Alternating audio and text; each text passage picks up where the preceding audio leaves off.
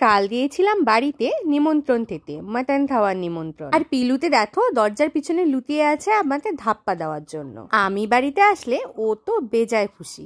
প্রথমেই করা হয়েছিল পনির, তার কারণ তিতলি আবার পাঁঠার মাংস খায় না। আর তারপর এদিকে হচ্ছে মাংসটাতে কষানো। কথা ছিল মাংস আর প্লেন সাদা ভাত খাওয়া হবে, কিন্তু আমার আর পিলুর বায়নায় মা ফ্রাইড রাইস করতে বাধ্য হলো।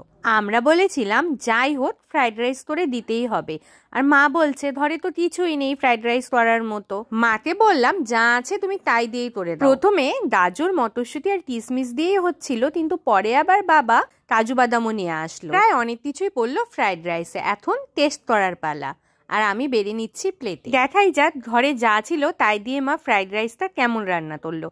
আর এদিকে মাংসও প্রায় রেডি। ফ্রাইড রাইসটা কিন্তু দারুণ হয়েছিল, এর মধ্যে যে ক্যাপসিকাম, বিনস, চেরি নেই বোঝাই যাচ্ছিল না। এবার আর কি, তাড়াতাড়ি খেয়ে নিই।